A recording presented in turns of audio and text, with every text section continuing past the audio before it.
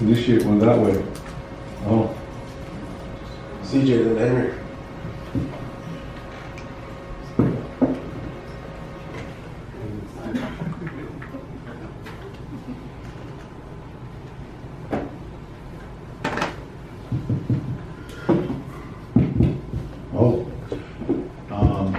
I just wanted to state, I know there's a lot of discussion before a lot of the newly elect had been in, we kind of say newly elect still, but not necessarily new. They had a couple of years under their belt now, but as Natural Resource Chairman before, there used to be 16 committees here, and well, a little bit less than that, but we knew there was a great need for some of the discussion that I just heard here that, it's kind of roundabout, comes back, repeating itself, but we established a fishing game and wildlife committee. I presented that legislative resolution, and that fishing game wildlife committee would be the venue for anything pertaining to this issue. That way, the issues of natural resources are it's tremendous load. So by carving that piece out of it and having it be a standalone, because it's worth it. I mean, we're a large land-based tribe. We have great amount of resources here in as far as wildlife is concerned, fish.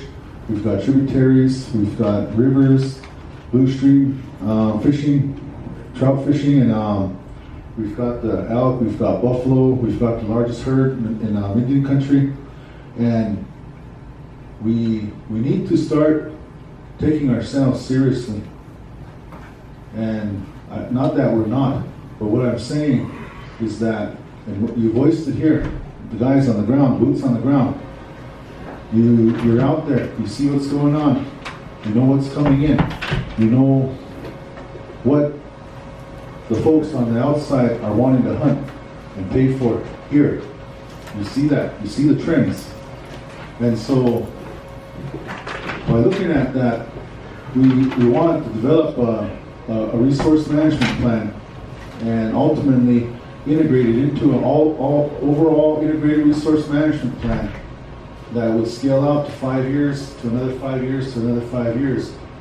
If the Crow tribe went after that, and I brought the template back from Denver to establish an integrated resource management plan, not only just for the issue of fish and wildlife, but for every aspect of natural resources, so in that way we would have basically a business plan of what laws are passed, previous, now, and what we're looking at in the future, what we're planning on doing. We have a projection, we have expectation, and we would be able to look at our reports on need and what we had achieved to this point.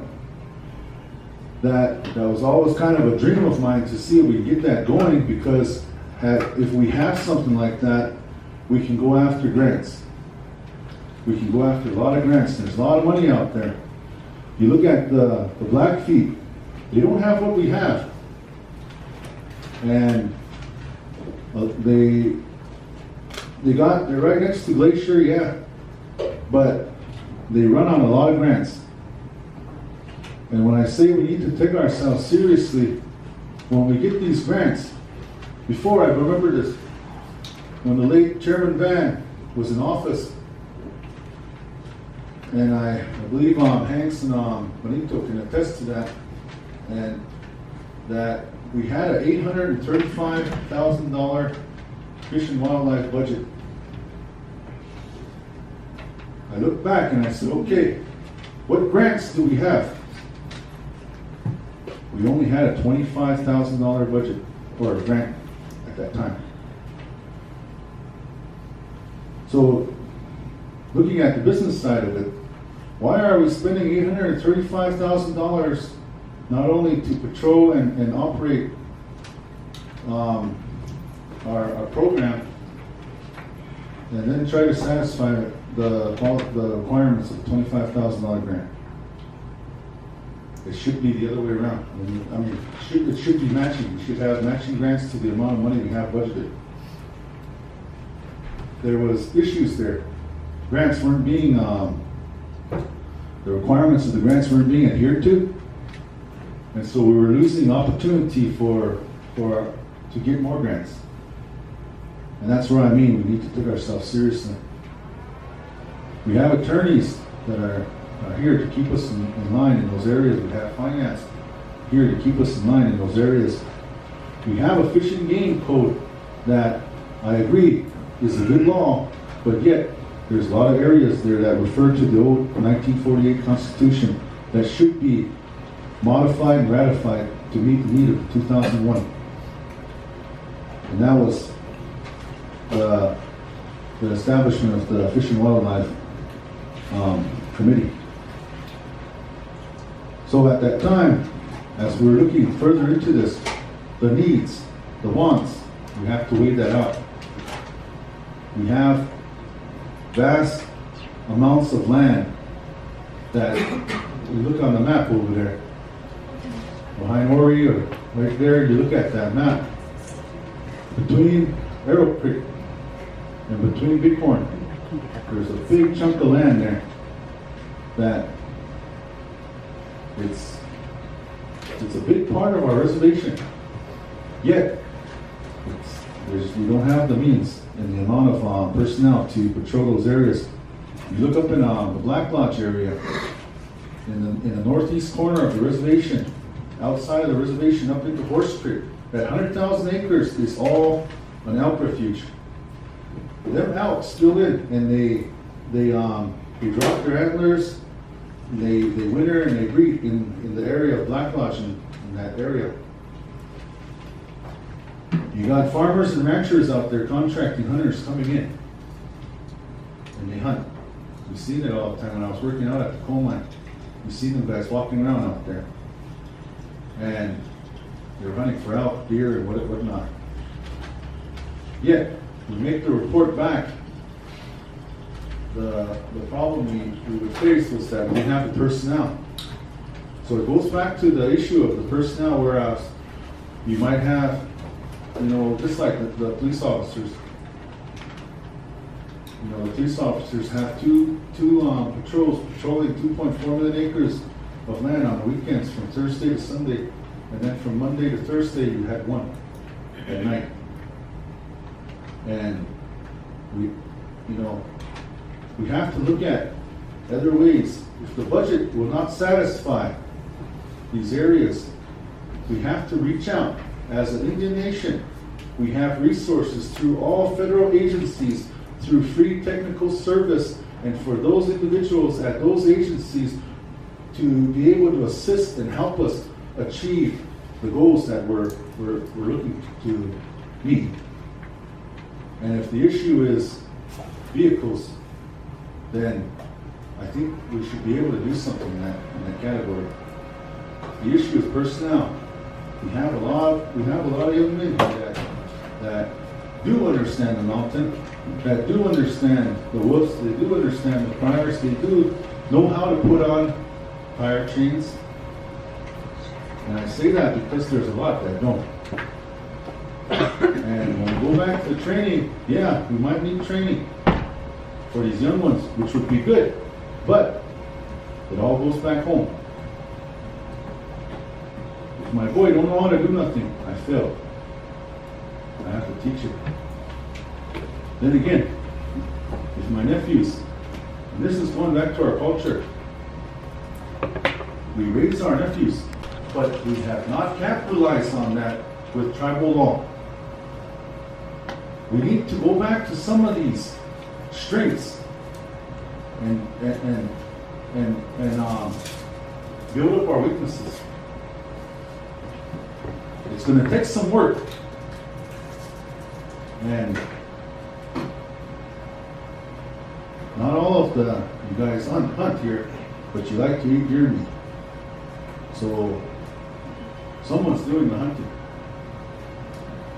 But this law that's in place, we've got to take a look at it. There's issues out there.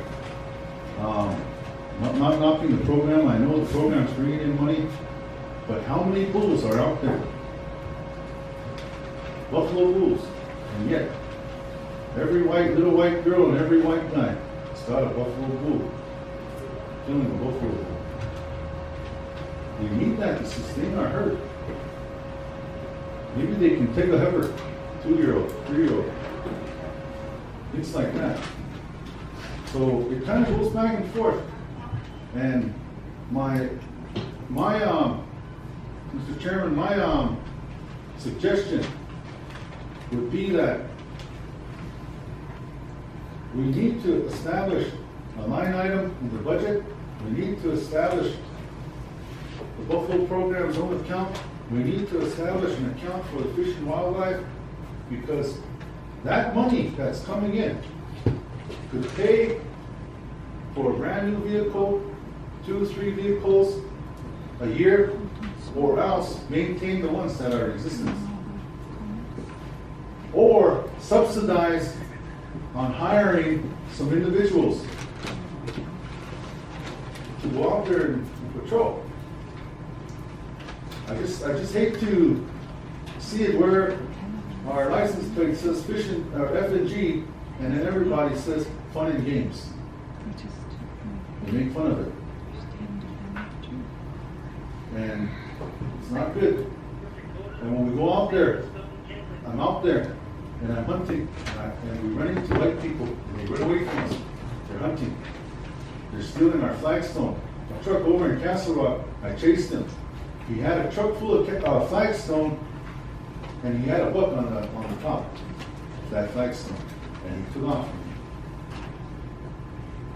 That's only one instance. And then they're hunting on the river. They got boats. We don't have those kind of boats on the river. They go on the river and they hunt. And they go to these islands. We need to buy the boats. We need to try to figure out our personnel, our vehicles. And I know I'm not telling you something you guys don't know. But the money that's coming in, we need to start trying to allocate it for these purposes. Because not only we went on that route of arresting power, where the majority of our crime is out there. And what's Larry going to do?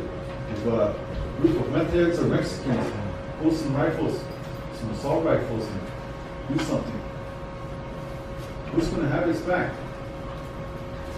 Any one of you out there, who's going to have your back? There's a lot of activity. It doesn't happen just on the streets of Crow, or Oshgrass, or Pryor, or any one of the municipalities here on the reservation. A lot of the exchanges are done out there. That's why I've always stressed that Homeland Security is a big friend of ours that we should be able to utilize and pull funds from, because you've got Barry's Landing on one end, you've got Oakman on one end, both have marinas, and they're running through there.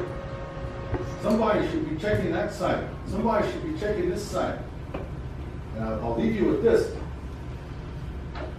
3 years ago, 4th of July, I was really proud that when we were parked there, nothing but white people, white girls falling in the water, drunker than heck.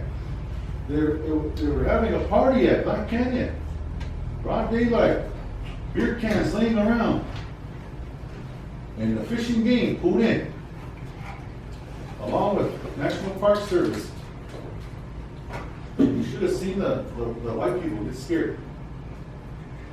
It made me proud because they recognized their authority. In fact, they ended up arresting some folks that couldn't drive their boat. They were too drunk. So they hauled this guy, handcuffed him, and he was sitting in the back of National Park's boat, and they took him out of there. Him and another fella and a girl couldn't drive their boats. So with that, people recognize your authority. We need to start looking at those areas. Mr. Chairman, if there's a way we can look at it. I know there's budget cuts. I know we're kind of depending on a lot of this coal money, but there's a lot of grants out there that we can go after. And if we can give the Fish and Wildlife the ability to go after those grants and seek them on their own, then I think that they should have their own account to put that money in. I hope. Okay, Commissioners, about Henry.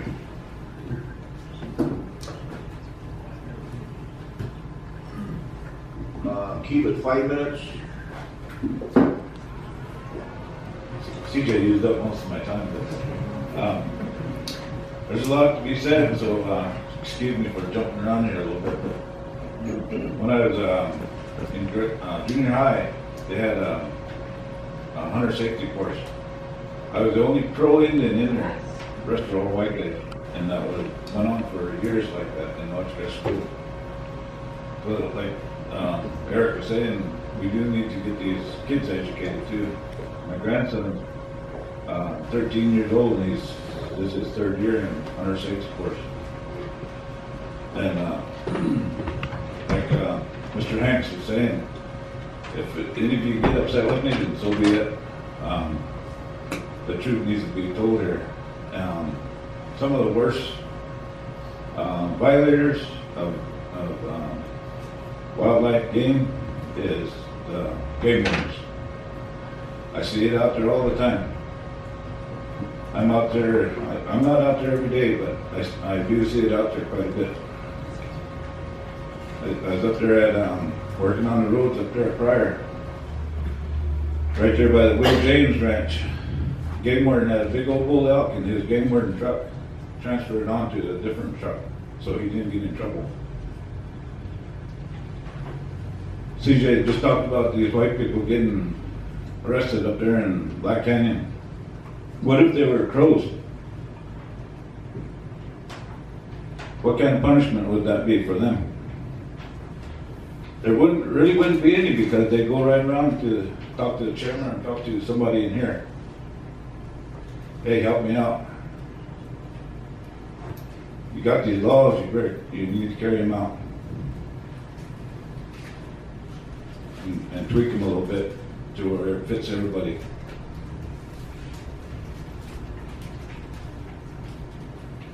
They were campaigning to me here 4 years ago, and one of the things that I mentioned is, how can we as directors, cabinet heads, managers, how can we enforce any kind of policy if somebody totally abusing the program due to absenteeism or just not showing up or not doing any work?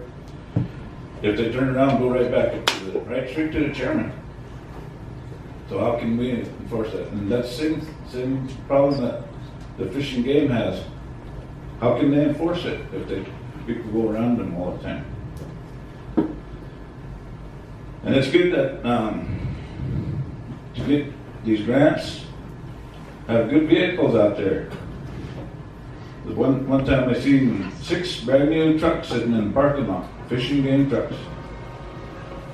In 2 weeks I seen 3 of them damaged. Real bad. Just the game wardens abusing them because it wasn't their vehicle.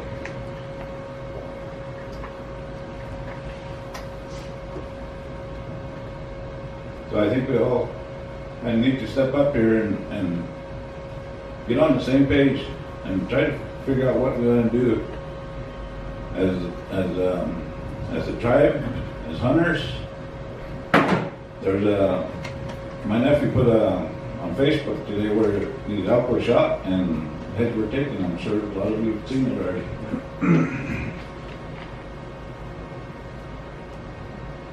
There's I can't point fingers, but because I don't know personally, I've just heard stories of certain guys that are just out there horn hunting. I don't see any of them here today in this room. So I don't know exactly what the conclusion is, what process we need to take to get it done, but we need to get something worked out.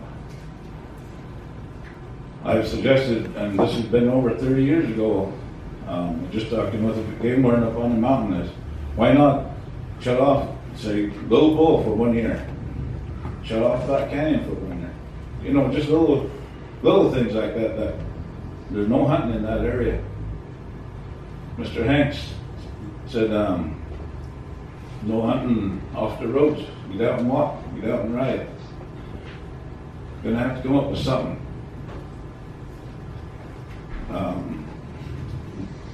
my big brother, late Everett Whiteman. We're not all lucky like him where the elk come to us. I've never gotten an easy elk all the way down in that canyon. Right, on my shoulder or on my back horse. Once these people start working for that meat, maybe they'll start respecting it too. And not shoot 10, 15 at a time just to get teeth out or horns. Thank you. Okay. Oh, yeah. Just comment a little bit here. I'll just kind of change a little subject. I know that's one of the, I knew that was going to come up. One of the biggest problems is funding wise on the enforcement side, but it's kind of start leaning towards what do you guys think of when I talked about seasons and what other reservations are doing, where the bow season, the black powder, the rifle season, then they issue out cultural and substance tags once needed during the summers, maybe kind of leaning towards that direction. Like I said, we maybe want to educate. We call ourselves mighty hunters, they always say, and then you can't even go out and get a bow and challenge ourselves. And that was an issue that they brought up too. So what do you guys think of that? And starting to try to implement seasons and kind of lean in that direction. Okay. Go ahead, Clayton. Then that's Taylor. I think maybe a good start would be voluntary off season. Call it, I don't know. Sorry, hunters off season, something just to just see who does it, who's promoting the off season, but leave subsistence hunting. There's still a high level of poverty out there. A lot of people with no money, no jobs, and they do from time to time have to kill a deer or an elk whenever they need it, and we need to leave that open. As far as bow hunting, maybe promote bow hunting. The legislature backs bow hunting. Bow hunting shows you are a real crow hunter. You got hunting skills. You can do the endurance. You can earn it. And it shows patience. It's freaking hard to bow hunt. I must have threw out about 40 arrows before I got an elk with it, and those suckers are expensive too. So you got to practice, and you can't just, unless you're true blue, old school Indian, you can't really just travel going on. But just things like that, promote conservation projects we got going on now, like the ferrets. We need helpers in the spring to count sage-grouse specks. We got the Sharpies. We got to count all these birds during the breeding season and promote that, and just roll that right onto managed hunting, because managed hunting is a conservation practice too. So, that's not too simple. Okay. Oh, what's it? Taylor, and then Sean. Feeling for real. Thank you all for letting me talk. I used to work with the youth, and right now the idea of the youth is I need to get the most bulls possible, or I need to get the biggest one to make myself feel like a man. What I think we need to teach them is, roll a few things down. I think that the youth, I hunted when I was 17 or younger with all my friends. I think the youth need to obtain a permit to go off by themselves. Hunter safety, we also need to let them know the rules and regulations of Title 12. We need to let them know that to conserve our wildlife, they need to not kill so many. They need to get one for their family. Me, myself, I've always known hunting season as, the rut and a little in the winter. In January, after that, I know not to hunt. That's what my father taught me. I'm sure your fathers taught you that also. But we're not looking for your children to get a permit. We're looking for the ones who do not have a father. There's many kids out there who are not being taught the rightful way to hunt. They're going out there saying, well, if I had a dad, he would probably kill 5 or 6. So I'm going to kill 5 or 6. In their own mind, they're making this up. we need to have permits for those youth, so that way we can teach them how to conserve deer, elk, buffalo, how hunting has been eliminated in the past. Like in the 80s, we didn't even have, we just now started bringing back elk. The mountain was closed off. We do not want that to happen. Next thing, we need to show them where to shoot, how to properly kill. All these gut shots, all these crazy shooting and going crazy, you could hurt someone. There's a lot of people on that mountain. Permits. We need to teach these youth that don't have no one that's teaching them. Everybody up here is talking, this is the problem. But also we need to start thinking about solutions also. This is the only way I can think of a solution. I don't want to come up here and complain to you. I want to come up here and tell you that we need permits for these youth. If they're going to go off and hunt alone, if they have this permit saying, yes, this kid has passed the rules and regulations, he knows how to skin a deer, he knows how to gut, he knows what it means to conserve the wildlife that we have. Then, when a game warden stops him, he says, hey, I have my permit.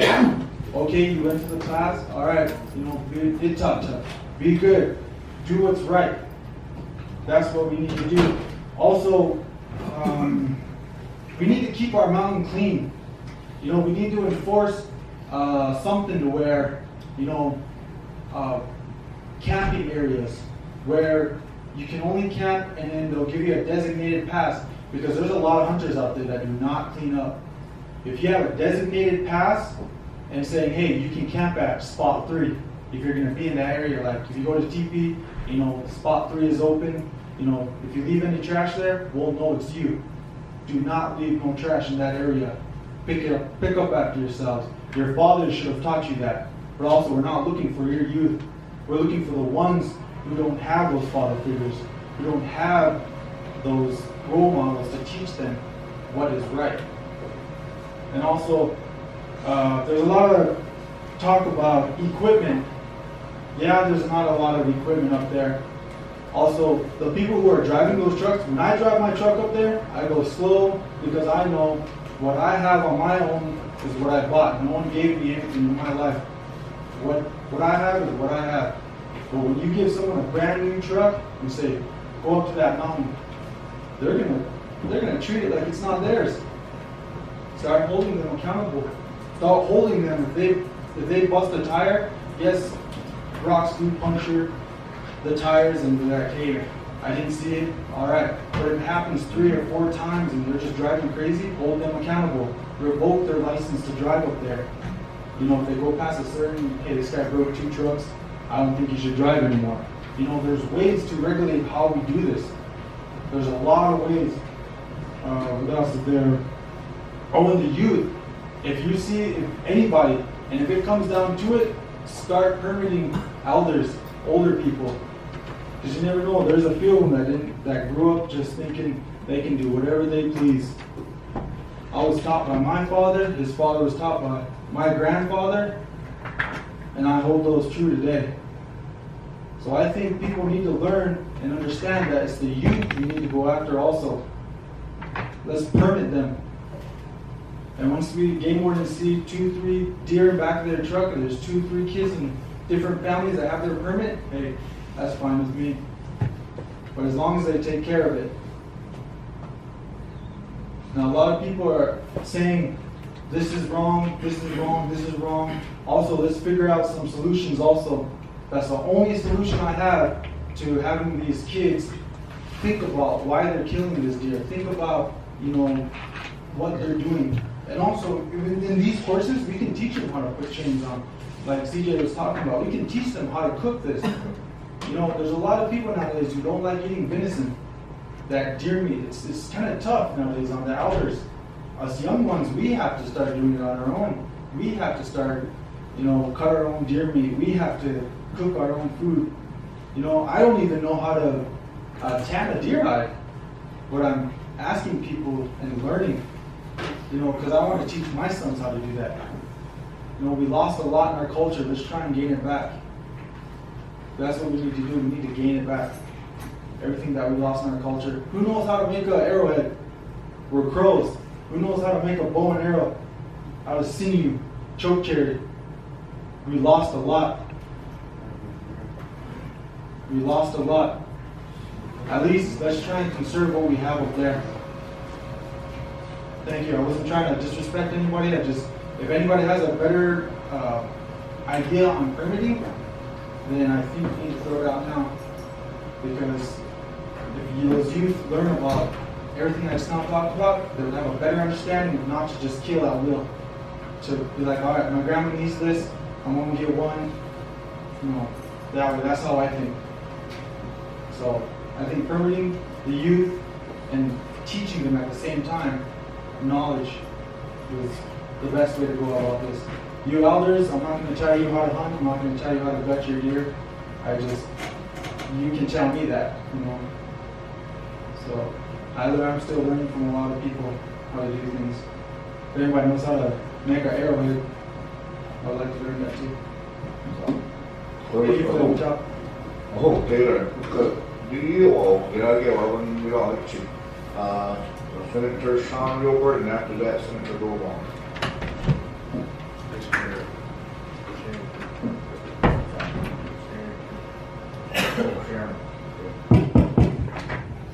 Thank you very much. Nice to meet you. That's actually cheap. Okay, I'd like to say thank you to the Natural Resource Community Legislature for providing freedom of speech for these individuals, because during the per capita reduction, the freedom of speech wasn't given to the enrolled membership. Today, the hunters can express their freedom of speech, and I'd like to say thank you very much on that. And one thing that we need to do is, there's a lot of issues here. Hey, what we need to do, I see we're right now on the audit. I heard Hanks express himself and other individuals here. You go after federal monies, state monies, and have general fund monies, and you don't have no authority to utilize your funding.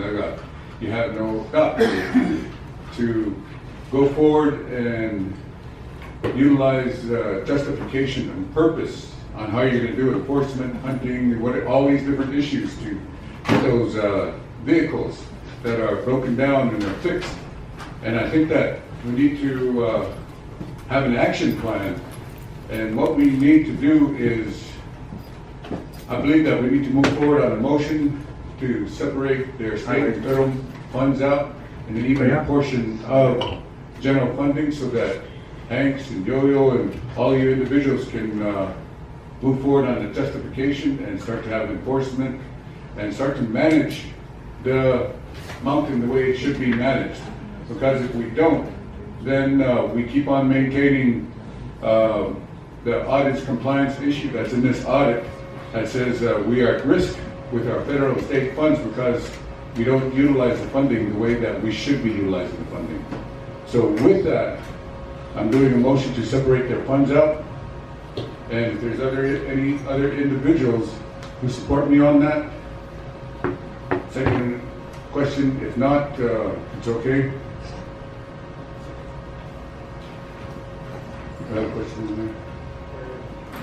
I got a point of order here. There's a motion that I get after we do that. You want to make a motion?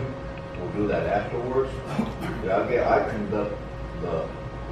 conducting this. If there's any need to do a motion, you got to address me, Mr. Chair. I'm going to make a motion later. But the comments all, I thought you could make a motion anyway. Okay? And then we'll vote on that. But at this time, it's during the discussion so I don't want to just jump ahead. And right now, we're trying to gather all this information, common, the common, and the hearing, and this is for them. And we'll get that motion, and we'll put that into the committee minutes, and then we'll move forward from there in the end. And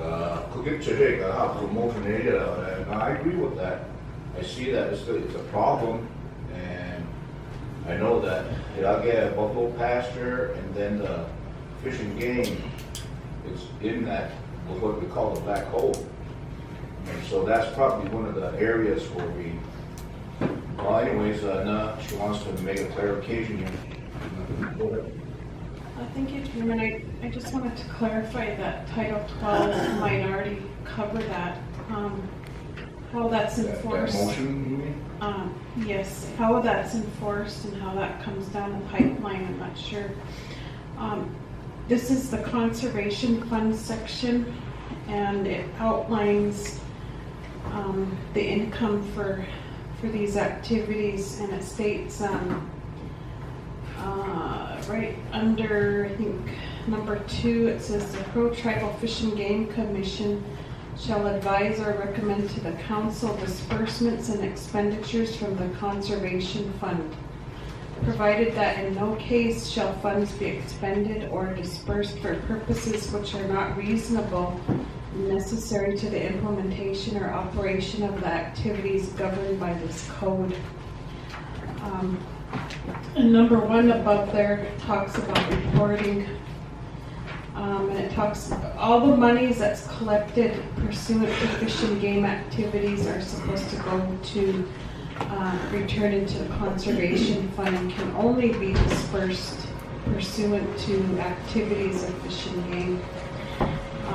So that includes sale of license, permits, penalties collected from the court, monies received from the sale of confiscated property, donations, and other funds appropriated by the council. So I just wanted to bring that one up because up in Blackfeet, some gentlemen were prosecuted in federal court for misusing this provision.